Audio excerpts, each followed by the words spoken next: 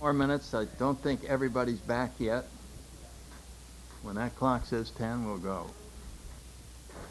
Okay, we'll go ahead and get started.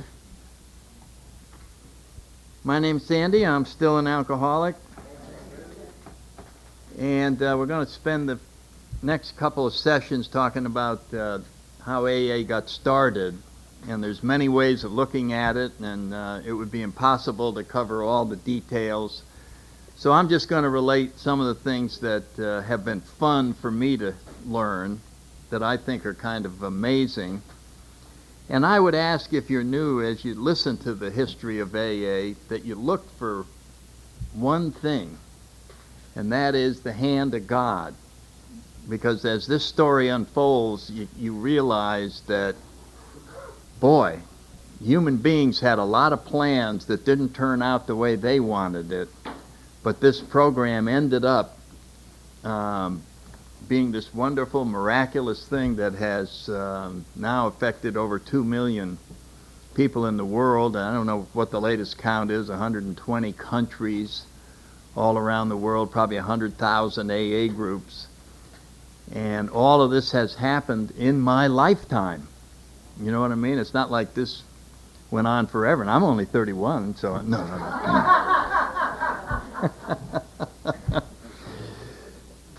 I have children older than I am. But it's a very powerful event that happened. It's a very powerful thing, this fellowship. And there's a fellow named Ray O'Kay used to be from Miami. He's up in North Carolina. And he had a way of starting a presentation about the history that I liked a lot, and so I stole it from him.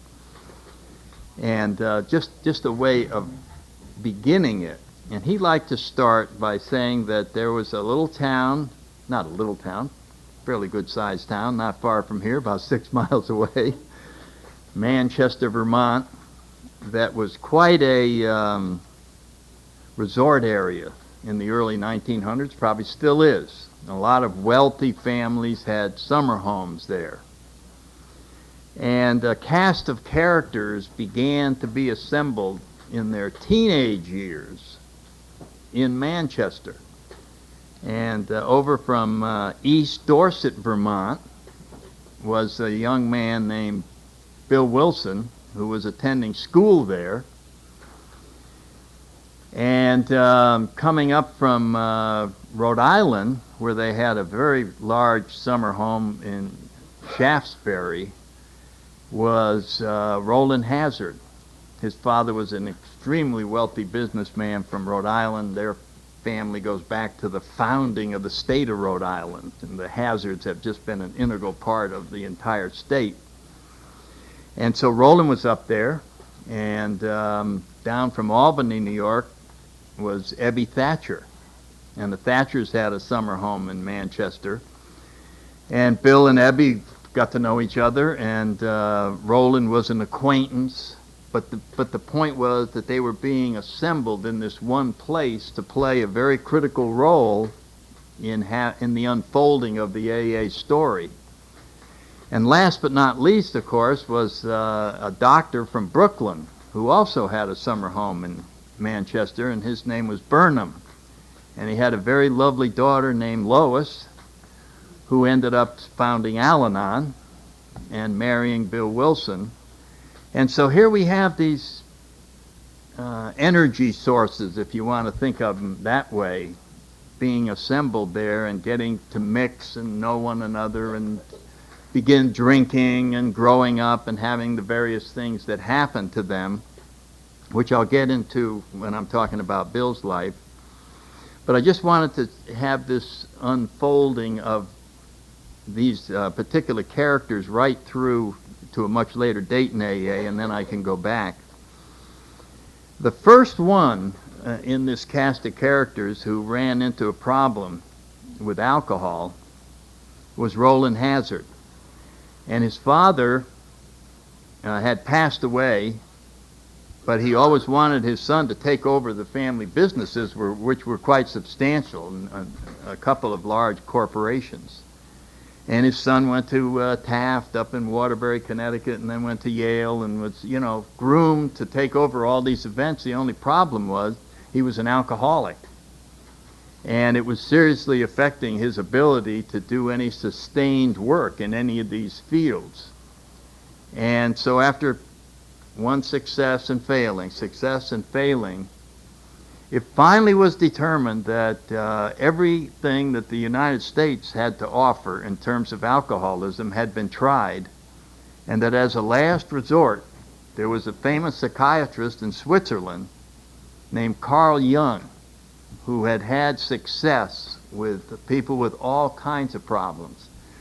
So since money was no object, it was real easy for Roland to go to Switzerland and spend a year under the tutelage of Dr. Jung in an attempt to transform this personality so that Roland could stay sober. And Carl Jung did everything he could. He tried all of his techniques that he knew about. And at the end of the year, he said to Roland, I've done everything that I can. Do you understand your situation? Yeah, I understand my situation. You understand drinking again will be possibly fatal, or you may have to be put away. Yeah, I understand that. Okay. Good luck. God bless you, my son. And off went Roland, and he got as far as Paris on the way back, and somebody asked him the wrong question. They said, would you like a drink? And he said, yes, and ended up drunk. And, of course, when the drunk wore off, he was dejected. Oh, I failed again. So he immediately went back to Dr. Jung. And this is a very crucial meeting that took place with Dr. Jung, because Dr. Jung at this point could symbolize what we have in our chapter 5 at the end of that reading that's done at a lot of meetings, where it says, we were powerless over alcohol, and no human power could have relieved our alcoholism. You know that sentence there? Well, when you think about it, symbolizing human power was Dr. Jung. And Roland is the alcoholic who's powerless over alcohol, and he comes to the epitome, the peak of human power, and he says, Dr. Jung, I got drunk again. What can you do? And Dr. Jung, in all humility, said the magic words, there's nothing I can do for you. He just was told, you have a situation that I cannot help. I am the leading psychiatrist in the world, and there's nothing I can do for you. This was a very crucial sentence to be said, because it caused Roland to absolutely panic and become desperate, because now there was no hope. He had totally pulled the rug out from underneath him and left him there with the reality of his own life. There was no wiggle room anymore. It was like, no, there's no human power can help you. He said, there's nothing. And Dr. Jung said, well, I have heard about certain situations like yours where people have sought a spiritual experience and have been able to achieve the personality transformation that I was trying to cause. And if I was you, I would seek such an experience. He didn't have any advice on how to seek it or anything like that. He just said, this is your only hope. And at that time, there was a spiritual movement called the Oxford Group, which had started in the early 1900s also, and was in Europe. And so Roland was, when he asked around, they said, yeah, you ought to try this. And he went to the Oxford groups. And basically what the Oxford group was a Christian-based spiritual movement that said, let's eliminate the middleman. What do we need a church for? We can do it ourselves. We could just meet in homes, and we could study these spiritual principles, and we could help ourselves. We don't need all this stuff, because those churches get everything all screwed up. We could just go right to the source ourselves.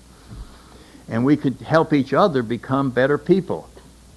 And so they had these little groups meeting in various places around the world, and the United States had quite an extensive network of Oxford group meetings. And Roland went there, and he got sober. And he was very taken with this. He enjoyed it immensely, and when he came back to the United States, he continued his association with the Oxford groups, both in New York and in Vermont.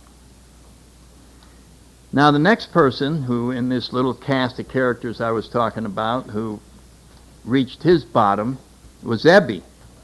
And Ebby was in Manchester. His family had made a deal with him. His family was very prominent in Albany. His father or grandfather was the mayor of Albany. I think there's a Thatcher Park in the middle of Albany, and he was being considered for a vice presidential candidate in one of the presidential elections. And Ebby was the black sheep, and so they made a deal. Ebby, you can have the summer home if you never come back to Albany. You know, those are wonderful deals that got cut with us alcoholics by our family who love us so much. You can have the summer home, just don't come back to Albany. Okay. And we'll send you an allowance and you'll be fine, but just don't come back to Albany. All right, okay, I won't do that. And so he is spending his life there and mainly drinking and getting in a lot of trouble, and there's many funny stories about Ebby, and Bill did a lot of drinking with him, and evidently they were party to the grand opening of the Manchester airport, and they had a pilot friend who liked to drink himself, and so they went out, and I think it was the day before the airport was supposed to open. They decided to land there anywhere. The band was practicing for the big ceremony, and they circled a few times and came in and landed. And when they ran out to the plane to see who it was, all three of them fell out of the plane drunk on the ground. So that made the local papers and gossip columns, you know, well, the plane came in and landed a day early. Then Ebby was driving one Saturday morning drunk and lost control of his car, and it went into a farmhouse, through the living room into the kitchen. And he's reported to have just sat in the thing, and the housewife came into the kitchen and he said, "Do you have a cup of coffee?" You know, as if nothing had happened. So the police were involved, and, you know, there was just a question of time when the judge was going to have to do something. And the next event occurred when Ebby was sitting around. This happens to us alcoholics all the time. He was sitting around looking at the house, and he said, "You know, I ought to paint this house." You remember how we'd get ideas and then we'd talk ourselves out of them? You know, yeah, maybe next month. But he went so far as to go to the store and get some paint and a ladder and some brushes, and he went out, started actually painting, and I don't know, I got something like 20 square feet done. And then he sat down to look at it. And you know how you look at that part and how beautiful it is compared to the rest of the house. And he was sort of picturing the rest of the house. And then he said, "I think I'll just sort of hit here and sort of contemplate the work that I've done." So he got another bottle and a chair and sat out there just watching how beautiful the paint looked compared to the rest of the house. And some birds came by and crapped all over his paint that he just painted. And he got him all upset, so he went inside and got some shotguns and came back out and started guarding his paint from the birds that were flying by and blasting away, and the neighbors got upset with the shotguns going off. Call the police, and off he is. Now he's up in front of the judge, and the judge has got to do something because this has just been going on too long. And some of the local Oxford people, there was two people who were involved in Oxford in that area that are in the AA history that you read about all the time. One was Shep and Sebra. Those two names were in there. Well, Sebra's father was the judge that Roland was going to see. And he went and got Roland Hazard and said, "I think we can intervene in Ebby Thatcher's case here. I'm going to talk to my father, the judge, and see if he will release Ebby in your personal care, because your family's so famous that if he's released in your care, the rest of the citizens won't complain. They'll go, well, that's okay, yeah, and the Hazard, that'll be fine." So it'll look like the judge did something constructive in this situation. So they intervened, and of course, Ebby was happy to not go to jail, and he followed them off, and he didn't know where they were going to take him. And they took him to the Oxford meetings. and Ebby got sober. And they ended up moving down and being connected with the Oxford group in New York City. And a certain amount of time went by, and Ebby was so happy with this newfound sobriety, and he got thinking about his drinking buddy, Bill Wilson. And he said, I wonder how Bill's doing. He's here in New York. If he kept drinking the way I was drinking, so the more he thought about it, the more, so he called him up. Now, Bill's over in Brooklyn, and his alcoholism has progressed to the point where he is in terrible shape. He's been hospitalized a number of times, and Dr. Silkworth has been talking to Lois, his wife, about permanently institutionalizing Bill. But Bill is trying to recoup. He had once been on Wall Street and was trying to recoup a little bit, and he mostly drank gin while Lois worked in a department store.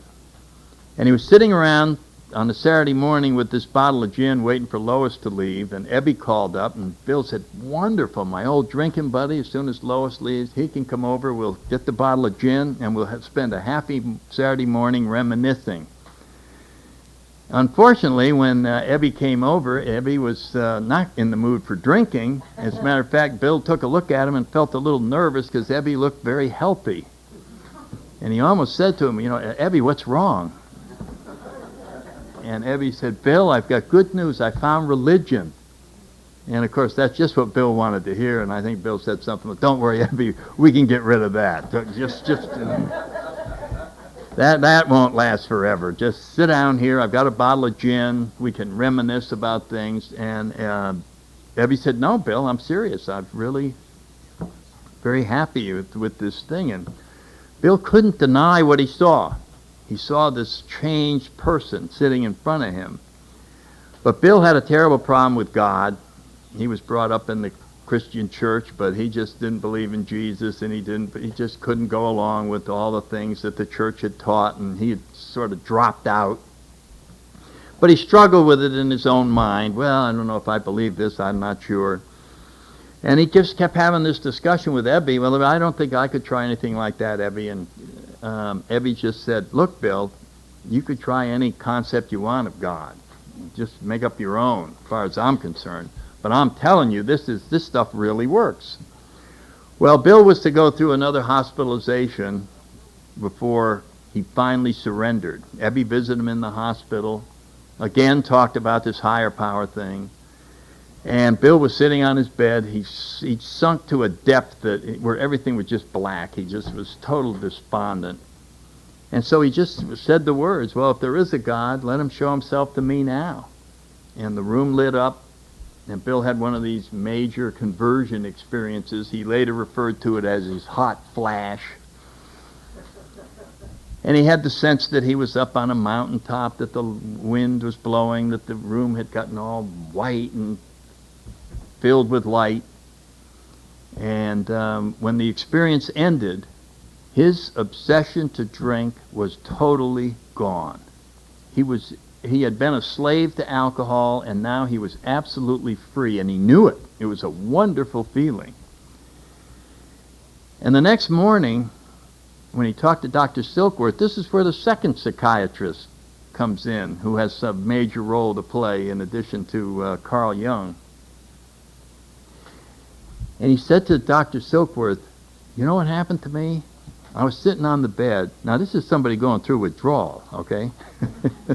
I was sitting on the bed, and I said, if there's a God, let him show himself. And the room lit up, bright white lights. I heard the wind blowing. I felt like I was on a mountaintop, and I think I'm totally free from alcohol.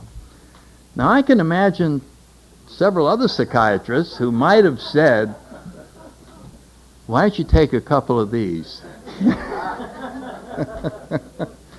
I think that maybe I over-medicated you last night. It's certainly not in our syllabus to have any white lights and mountains appear in the rooms, so if I was you, I would ignore that. No, that's not what Dr. Silkworth said. He said, I can see a change in you. I think something fundamental has happened with you. I would go. with what you feel. I really think what happened to you was true. This was a very key element. And so Bill went with it. And he went himself to the Oxford group and got sober, had a business opportunity in Akron, Ohio, presented to him with about 6 months sobriety. There was a little machine tool company out in Akron that was Akron was big into the rubber business and tires and all that. Goodyear and Firestone were booming in that area. And Bill was told that this company is in a proxy fight.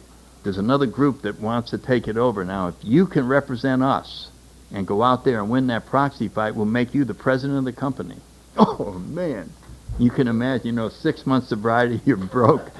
If I win this deal, I'm back playing golf, I'm in the country club, and Lois isn't working anymore, and I'm rich again, and I'm happy, and this is big. I mean, he went out there with a big deal, and he stayed in the Mayflower Hotel and worked on this proxy thing, and then finally they had the vote, and the other team won, and he's nothing. He doesn't even have the money to check out of the hotel. So I would say he was pretty despondent. He's got 6 months sobriety. He's walking around. The whole deal fell through. What am I going to do? Poor me. And he thought about taking a drink. He said he was standing in the lobby and he heard the music in the bar. And he said to himself, I could go in there and be king for a day, get a bottle of gin, and I could get rid of this feeling. And then another thought occurred to him. And a lot of people say this is when AA started. It was when that thought came into his head.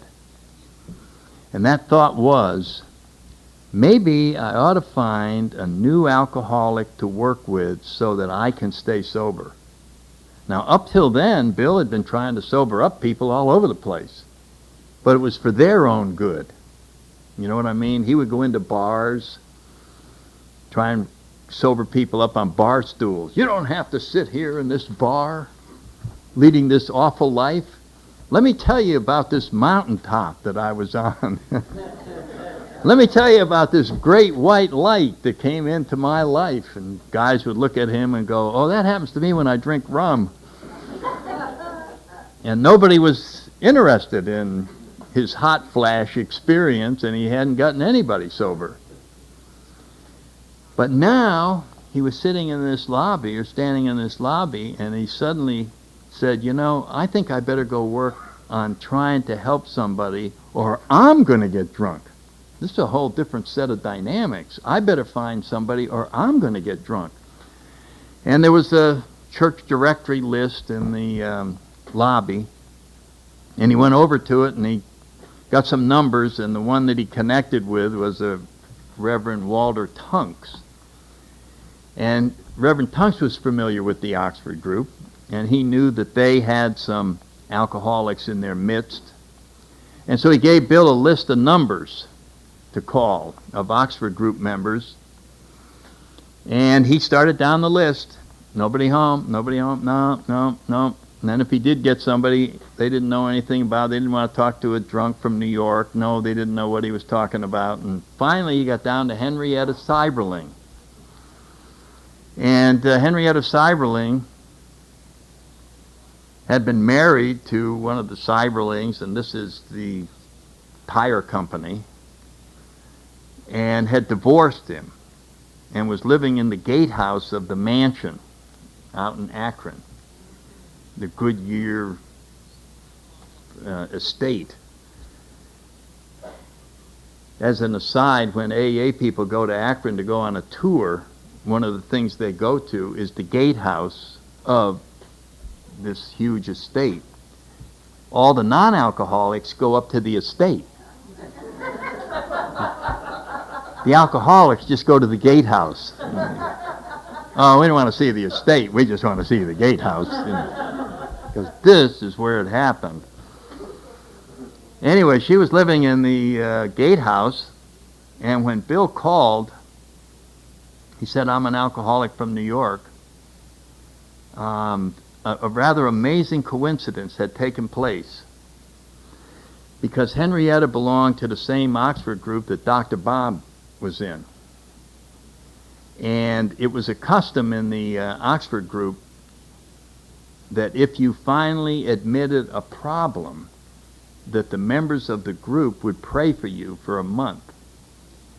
And Dr. Bob had been going to this group for a number of years, but he had never disclosed to them that he thought he was an alcoholic. Now, they all knew he was an alcoholic. I mean, there wasn't any doubt that he was an alcoholic, but he had never personally admitted it. And it seems that he had finally said at an Oxford meeting that, I think I have a problem with alcohol, and I wish everybody would pray for me. Maybe Anne had got on his back and made him say it or whatever, but it had come out. And so, according to Henrietta, she had been praying for Dr. Bob's alcoholism. And when Bill called, it was almost like I don't think she said it, but inside of her, she was saying, well, I've been expecting this call in response to my prayers. So anyway, she said, yes, I'm very interested in what you have to say. There's a man who I think you can help. I will get a hold of him and set up a meeting between the two of you so that you can come over. And so she called Ann. This was a Saturday before Mother's Day. And she said, I have the good news. There's a guy from New York, and I think he's the perfect answer for Dr. Bob. And Ann said, well, as you know, tomorrow's Mother's Day, and Dr. Bob went out this morning to get me a Mother's Day plant. And he was gone about 4 hours shopping for the plant. And he came home not too long ago, and he and the plant are under the dining room table. So I don't think that this meeting can take place today. So AA had to wait another day in order for the meeting to take place. Sunday, Mother's Day. Dr. Bob wakes up with a terrible hangover, and Ann said, boy, if I got good news for you. There's a guy from New York, knows all about alcoholism, and I want you to get together with him. Well, when you got a hangover, I don't want to talk to any guy from New York. Well, we're going to talk to this guy. Henrietta's going to have him coming over to the gatehouse at 5 o'clock this afternoon. Well, I'll give him 15 minutes. That's what he said. I'll give him 15 minutes. And they got to the gatehouse at 5 o'clock, and Dr. Bob went in and sat down with Bill, and of course, they just connected. And they talked for over 5 hours. And Dr. Bob knew that he had finally met someone who was inside his skin, who knew how he felt, who knew exactly what it was to be an alcoholic, who had told the same lies, who hid bottles in the same places, who had tried as hard as he could to be a good person and constantly failed. And all these connections were made at a very deep level, and Dr. Bob just knew that this was the saving grace for him. And so Bill moved in with Dr. Bob because he was broke. Couldn't afford to stay in the hotel. And so we have the Savior moving in with the person being saved, which was so typical in the early days when nobody had any money at all. And after a couple of weeks of this new sobriety, Dr. Bob was reading about a medical convention in Atlantic City, New Jersey. And he said to Bill, I have this thirst for medical knowledge. I haven't kept up with my schooling of medical affairs, and I think I'd like to go to this convention in Atlantic City. And off he went on the train to the convention, and our co-founder had AA's first slip on his way to Atlantic City. It was probably a pre-planned slip. It wasn't a thirst for medical knowledge, but a thirst for something else, and off he went. Got drunk the entire convention, came back, got off in the wrong station from Akron and the next town over, they found him on the platform. Some people knew him over there, so Bill had to go get him and bring him back, and he had surgery to perform the next morning. And so they let him sleep it off, and then Bill got him up in the morning and gave him a couple of teaspoons of whiskey, and then on the way to the hospital, a couple of bottles of beer, just so his hands would be steady enough to perform the surgery. And he dropped him off at the hospital, and he said, "Now please come home as soon as the surgery's finished. We want to see how you're doing." So Bill went back, and they're waiting with Ann, and it's noon, and pretty soon it's 2 o'clock, it's 4 o'clock, and Dr. Bob hasn't come back, and of course he just was off on a toot, so they were worried if he finished the surgery and went out and started drinking again. And it wasn't until almost after supper that Dr. Bob came back, and he was fine. He was absolutely fine. And they asked him how the surgery went. He said it went fine. He said, "Where have you been?" He said, "I finished the surgery, and it occurred to me that I owed amends to people all over Akron from my drinking. And I went out and saw them all. I just wanted to get that off my chest. I just wanted to face up to people that I was afraid to face up to."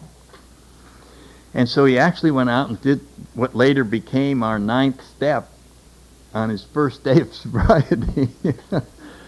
And it's quite amazing. And stayed sober from that day in 1935 until he died in 1950. And then I'm just sort of skipping ahead because I wanted to make the connection with the beginning story of the 4 people. Some years went by, AA got started, which I'm going to talk about in the second hour, more about how the literature and how the program got started. But it was probably in 1960 that Bill realized he had never closed the connection with Dr. Young. Dr. Young had no idea what had happened as a result of what he told Roland Hazard. So that is when the exchange in 1961 of the letters between Bill Wilson and Dr. Carl Jung that appear in the grapevine. Every so often they'll reprint these letters. And I'm paraphrasing, but basically Bill wrote Dr. Young to say, "Dr. Young, I don't know if you remember, you had a patient in early 1930s named Roland Hazard, and as a result of your advice to Roland Hazard, he found the Oxford, went in, got sober, and a chain of events began with Roland that led to the formation of Alcoholics Anonymous, which is now worldwide, and we have all these things, and we wanted you to know how much we feel that you contributed to starting Alcoholics Anonymous." And then he waited, and pretty soon he got a letter back from Dr. Young, and it wasn't too long after that that Dr. Young passed away, so it was very timely that Bill got the letter off to him when he did. And the letter came back and it said, "Dear Mr. Wilson, I'm so glad you wrote me. I often wondered what happened to Roland Hazard, and I'm so happy to hear all the good news that took place." He said, "What I was trying to do back in the early 1930s was to cause a spiritual transformation. But in the field of psychiatry in the 1930s, you couldn't talk about spiritual things without being laughed out of your profession. So I couldn't really use the words that I can today in the 60s.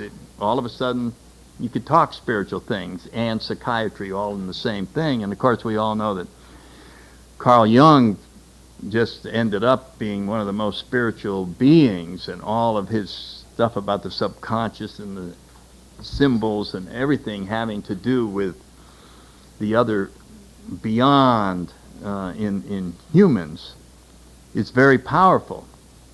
And he said, what I was trying to cause was this spiritual transformation with psychiatric techniques. He said, I have had this feeling that alcoholics are especially in need of a higher power. As a matter of fact, paraphrasing what and reading between the lines, what Dr. Young was saying was that he believed that alcoholics have an inordinate longing for God, and that is one of the problems that they try to fix with alcohol.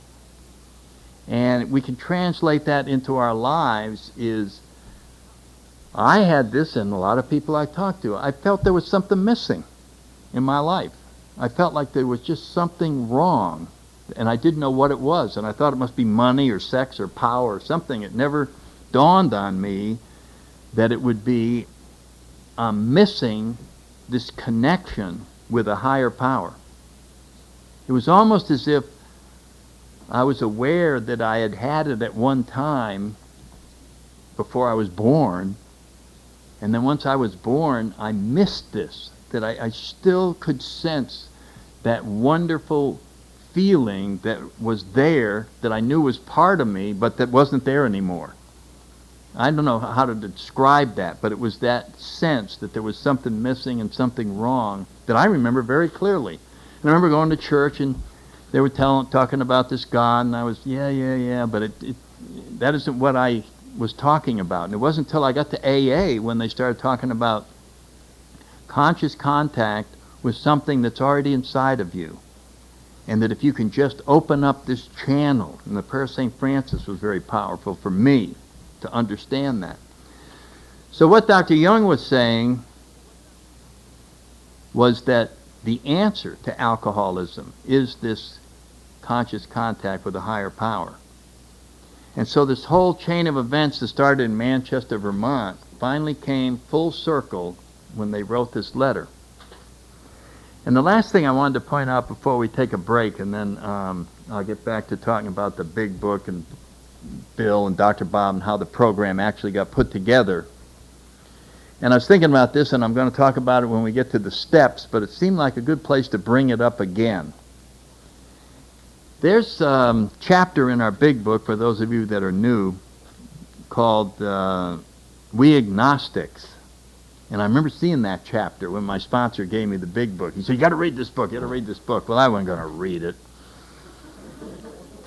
I looked at it, skimmed through it, and I didn't see anything in there about money. And I just needed money. I didn't need any of this other stuff. But I saw that chapter, The Agnostic, and without reading it, I knew what was in it. Are any of you like that? Oh yeah, chapter of the Agnostic. That'll be the one I use. That's the chapter that the people who don't like the God stuff use. Tells them how to stay sober without God. And that's the one I'll be reading when I get to reading the book, which will be later. When I got money, I'll read the book, because I'll have time to be leisurely. But in that chapter to the Agnostic, there's this, maybe I can find it real fast and I won't be paraphrasing it. Here it is. I'm going to read this description of the disease, right in the first paragraph. It says, if when you honestly want to, you find you cannot quit entirely. That apply? Yeah. Or if when drinking, you have little control over the amount you take. Yep, that's me. You are probably alcoholic. Now let's look at this is a definition of alcoholism. Are you ready? This is right up Dr. Young's alley. If that be the case, you may be suffering from an illness which only a spiritual experience will conquer. There's the definition of alcoholism. You have an illness that only a spiritual experience will conquer. What kind of an illness is that? You ever heard of an illness like that? Oh, you have an illness that no use going to the hospital for that illness, because only a spiritual experience will conquer it. What the devil is that? Well, if that is what we have, then it's time in the chapters to the Agnostic, and I can summarize that chapter in 3 words. Chapter of the Agnostic says, change your mind. Become a former agnostic right now. Why should I become a former agnostic? Are you going to prove to me the existence of God? No, I'm not going to prove the existence of God. Well, what are you going to do? I'm going to explain your illness one more time. You may be suffering from an illness that only a spiritual experience will conquer. So what has been created here isn't anything to do with the existence of God. It doesn't talk about God, doesn't say anything there. But you know what it proves? The need for God. You have a disease that only getting close to a higher power can conquer. That's what you have. How do you feel about God? Well, not too good. But it's opening my mind. It's opening my mind to the fact that I may need to follow these steps in order to get out of the jam that I'm in. And that open-mindedness, we'll talk about that in the steps. I'll probably go through that whole same routine again, but it occurred to me that this was all connected with what Dr. Young was talking about, that the alcoholism is a very different disease, a very different illness. If the only answer is to have a spiritual experience, the only way out, it makes it so that taking the steps just comes naturally with that disease. It's when we define it in some other way that we get more wiggle room. But with that definition, it set the stage for AA itself. And I think that's where Bill may have gotten that particular sentence when you think about it, that this is a disease that only a spiritual experience can conquer. Okay, let's take a break till 11, and we'll spend the next 45 minutes talking about the origins of the Big Book, the program, and how Bill and Dr. Bob work together. It's been fun during the break. People are coming up and they're filling me in on the little things that they've learned, and this, of course, is just thoughts that I have. If you've read a book that has something different in it, then that's probably right. I mean, we're just going along with information that I've run across. There's several history books about Alcoholics Anonymous for those of you that like history. Pass It On and Dr. Bob and the Good Old Timers are a couple that I think are just wonderful. I think Pass It On is my favorite in terms of the style of writing that's in there. But I thought I want to get the story of what I call the story of the Big Book in this next 40 minutes or so. And also I want to get a little bit about Clarence Snyder in, because I've just finished reading and rereading this book, How It Worked. I'm going to come back to him. I'll just detour myself if I start in there now. So let me just go to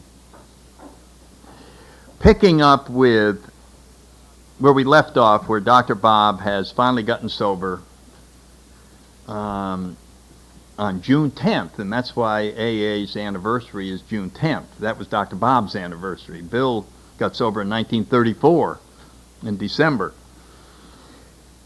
And so it was very hit and miss. They were just working the best that they could on finding alcoholics. Dr. Bob had access to a hospital, obviously, so that they could take alcoholics in there and sort of detox them and then bring them over to the one Oxford meeting in Akron. And the Oxford meeting was for, the alcoholics were only a small percentage of the people at the Oxford meeting. It wasn't tailor-made for alcoholics. There were people in there who were just regular people. They didn't have some life